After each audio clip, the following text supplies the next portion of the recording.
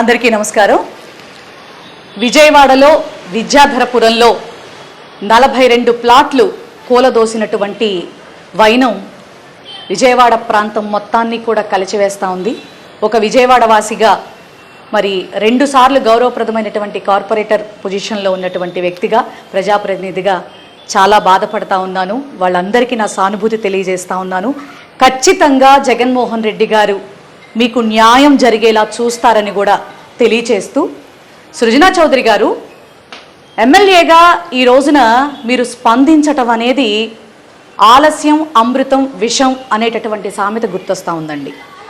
ఎందుకంటే మీరు ఈరోజు మీడియాతో మాట్లాడినటువంటి విషయాల్లో నాకు ఈ విషయం ముందుగానే తెలుసు, వాళ్ళు నన్ను అప్రోచ్ అయ్యారు, కానీ కోర్టులో ఉండటం వల్ల నేను మరి కోర్టు వ్యవహారాల్లో మేము ఎట్లా ఇన్వాల్వ్ అవుతామని నేను పట్టించుకోలేదు. ఆ తర్వాత జరిగిన ప్రొసీజర్ అంతా కోర్టు ఏదైతే చెప్పిందో దాని ప్రకారమే జరిగింది. మరి నిన్న జరిగినటువంటి ఘటన చాలా బాధాకరం. నేను ఒక ముగ్గురుతో ఒక కమిటీ వేస్తాను, ఆ కమిటీ ద్వారా వాళ్ళకి న్యాయం జరిగేలా చూస్తాను అని చాలా బాగా ఒక మానవత్వంతో కూడినటువంటి వ్యక్తిగా చాలా గొప్పగా మీరు వాళ్ళకి ధైర్యాన్ని ఇచ్చేటటువంటి మాటలు చెప్పారు. నిజంగా ఇది మీకు సమంజసంగా ఉందా అని ఈ స్థానిక ఎమ్మెల్యేగా మీరు మాట్లాడవలసినటువంటి మాటలు ఇవేనా అని నేను అడుగుతా ఉన్నా. మిమ్మల్ని ఎప్పుడైతే వాళ్ళు ఈ సమస్య బాగా టఫ్ అయిపోయి మీ దగ్గరకు వచ్చినప్పుడు సొసైటీ వాళ్ళని పిలిచి 25 సంవత్సరాల క్రితం వాళ్ళు స్థలాలు కొనుక్కున్నప్పుడు 42 మందిలో 16 మంది బిల్డింగులు కట్టుకుంటున్నప్పుడు మీరేం చేశారు? ఇప్పటి వరకు ఏం చేయకపోగా ఒక 20 సంవత్సరాల తర్వాత ఇప్పుడు వాళ్ళని నిర్లక్ష్యంగా వాళ్ళని వెళ్ళిపోండి, మీ ఇళ్ళు పగలగొట్టేస్తాం, ఆ స్థలాలు మావి అనడం ఎంత మటుకు సమంజసం?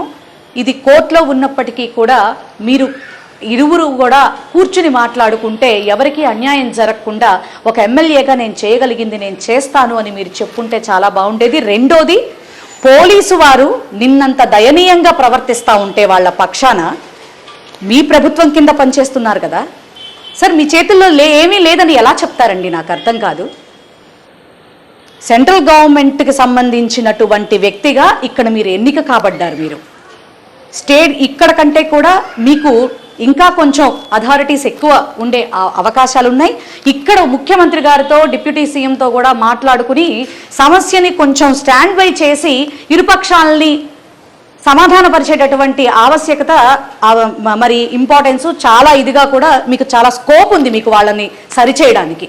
కానీ అదేమీ లేకుండా ఈ రోజున చావు కబురు చల్లగా అన్నట్టు చేతులు కాలేక ఆకులు పట్టుకున్నట్టు ఎంతో బాగా వాళ్ళొచ్చి అంత దయనీయంగా ఇష్టారాజ్యంగా పడగొట్టేస్తూ ఉంటే పడగొట్టడం కార్యక్రమం అంతా చక్కగా సక్సెస్ఫుల్గా పూర్తయిన తర్వాత మీడియా ముందుకొచ్చి ఈ విషయం నాకు ముందే తెలుసు, కోర్టు పరిధిలో ఉందని ఊరుకున్నాను, ఇప్పుడు న్యాయం జరిగేలా చూస్తాను అని మాట్లాడటం నిజంగా చాలా చాలా చాలా బాధాకరం అండి. ఇది ఎమ్మెల్యేగా మీరు ఫెయిల్యూర్ అయ్యారేమో ఒక్కసారి మిమ్మల్ని మీరు పరీక్షించుకోవాల్సిందిగా నేను తెలియజేస్తా ఉన్నా.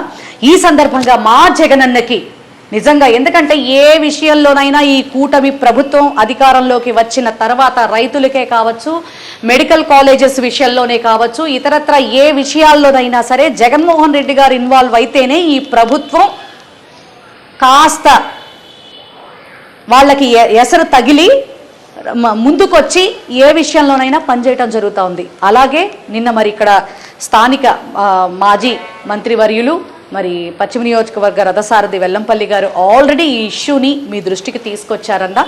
మీరు వీలైనంత త్వరగా ఈ నిరాశ్రయుల్ని మీరు ఒక్కసారి మీరు కలిసి వాళ్ళకి మీరు భరోసా ఇచ్చి వాళ్ళ యొక్క ధైర్యం కోల్పోకుండా వాళ్ళకి న్యాయం జరిగేంత వరకు కూడా మీ యొక్క సపోర్ట్ వారికి ఉంటుందని తెలియచేయవలసిందిగా ఒక విజయవాడ వాసిగా వాళ్ళకి మంచి జరగాలని మనస్ఫూర్తిగా కోరుకుంటున్నాను.